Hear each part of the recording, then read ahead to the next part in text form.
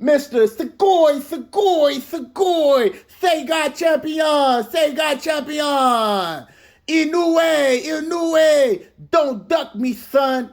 Keith Thurman is growing more frustrated by the day on how he's been treated in the politics of boxing. Yeah, we all know Keith Thurman been sitting on the shelf year after year, and he not feeling it no more. We're going to talk about the details in this video, but before we do that, make sure that you hit my like button and subscribe to the channel if you not already subbed to the channel.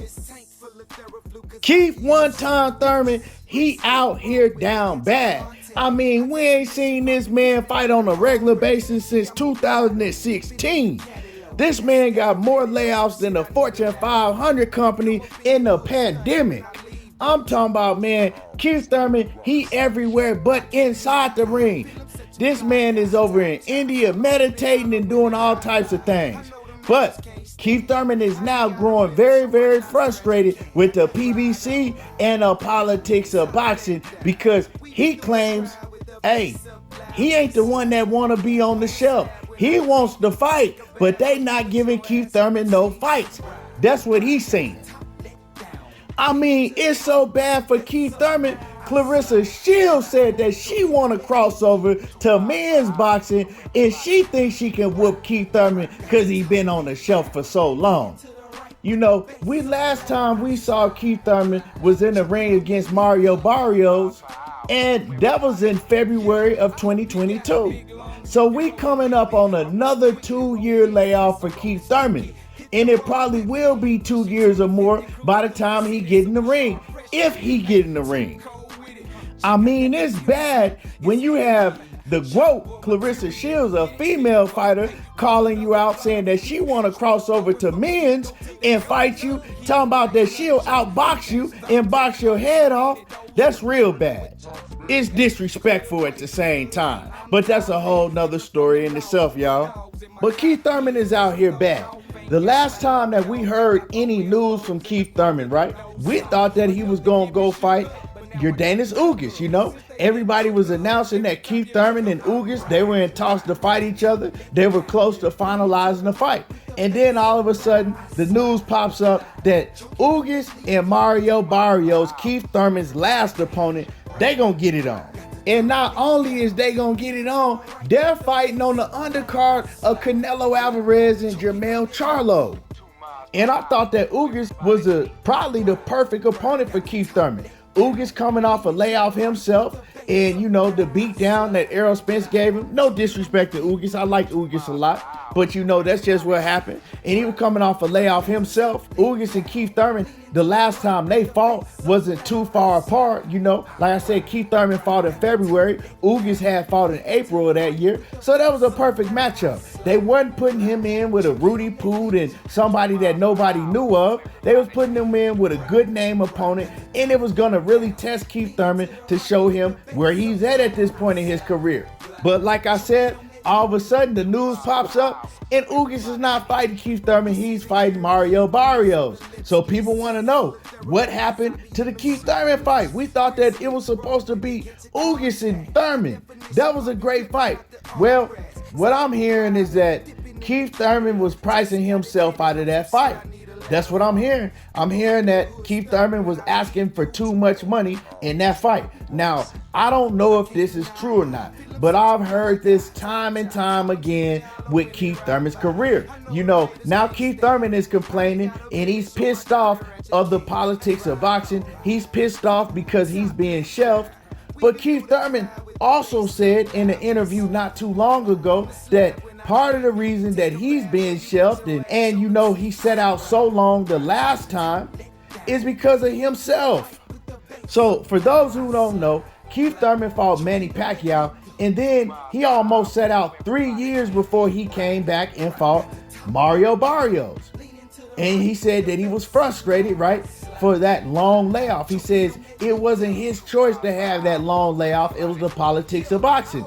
But then he came back and admitted, well, the PBC tried to give me a fight during the pandemic, but I turned it down because I thought I was too good and I thought I was too big of a name to be fighting without a crowd. Well, that's your fault. Now with this latest situation, we thought that he was going to fight Yordenis Ugas. Even Steven Espinoza had admitted that they were negotiating for a fight between Keith Thurman and Ugas. And then now that's off the table, and Keith Thurman is still sitting on the shelf with no fight. And like I said, the rumors is that he was asking for too much of money. Now another thing, Keith Thurman is pissed off, saying that the politics of boxing is keeping him out of the ring. But everybody knows that Jaron Boots Ennis and his team, they tried to get Keith Thurman to fight them. Now Keith Thurman is claiming that no contract was brought across the table. No contract was brought to me. Keith Thurman don't turn down no smoke. If you put a contract in front of my face, 9 times out of 10, I'll sign it. Well, that's a lie. That's big cap. Because in order for them to put a contract in front of your face, you have to agree that you're interested in fighting that opponent, right? They're not just gonna go print up a contract and bring it to you. You gotta negotiate first. It's something called the term sheet. Then you gotta agree to the term sheet. But you turned down the fight right off the rip. Matter of fact, not even the fight, you turned down the opponent. Remember, you was trying to say you ain't even know who Jaron Ennis was at one point. So they weren't able to present you with a contract because you already had let them know ahead of time you was not interested in fighting no Boots Ennis. And I get it, you know what I'm saying? I get it. Because at this point in your career, you don't want to take no dangerous fight like that. But it's also apparent that Keith Thurman, you're holding out for big names and big paydays that they're not going to give to you. Keith Thurman needs to realize that this is not 2017 no more. You're not the king of the welterweight division. Shit, most of these boxing fans don't even remember who you are now because it's a whole different crop of boxing fans now. It's a new age of boxing fans. And these cats, they don't know who a one-time Keith Thurman is. It's been that long since you fought. And if they do know one-time Keith Thurman, they know him as the guy that got beat by Manny Pacquiao. You know what I'm saying? It's been that long. Keith Thurman has to realize it's been almost 7 years since he was on top of the welterweight division. Yes, it's been almost 7 years since he fought Danny Garcia. You're not it no more. You're not him no more. So the PBC is trying to give him fights, and he continues to price himself out, thinking that the PBC is ran the same way that it was ran, back when they first started the company, back when Keith Thurman was on top, right? Like I said, it was around 2017. The PBC, they started their company off in 2015. So yes, a lot of these fighters, they was getting huge paydays. But it's not like that no more.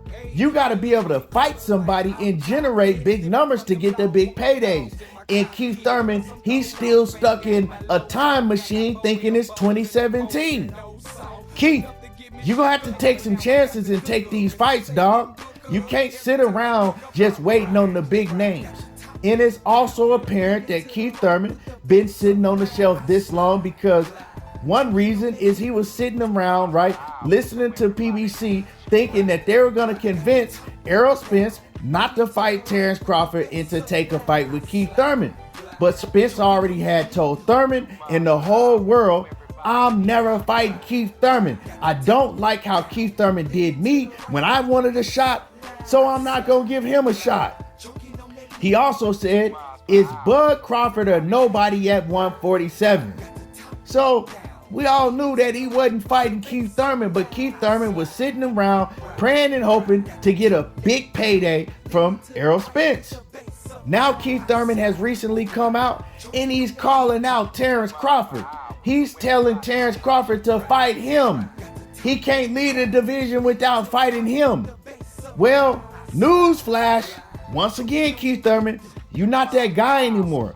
And also, Terrence Bud Crawford says he doesn't want to fight at 147 anymore. Also, Terrence Bud Crawford has a mandatory at 147, and that's no other than the guy that you refused to fight, Jaron Boots Ennis. So with that information, I asked myself, did Keith Thurman turn down the Ugas fight or outprice himself from the Ugas fight trying to sit on the shelf and wait for a huge payday versus Terrence Bud Crawford that he's not going to get? I don't know. Y'all let me know. How do y'all feel about this whole situation with Keith Thurman? What do y'all think that Keith Thurman's next move is? And like I said, do you feel that the PBC is freezing Keith Thurman out and sitting him on the shelf? Or do you feel that Keith Thurman is overpricing himself and turning down fights? Let me know how y'all feel about this. Drop a comment in the comment section. Make sure that you hit my like button and subscribe to the channel if you're not already subbed to the channel. Y'all already know how I do. There you go, talking that boxing again, and I'm gone.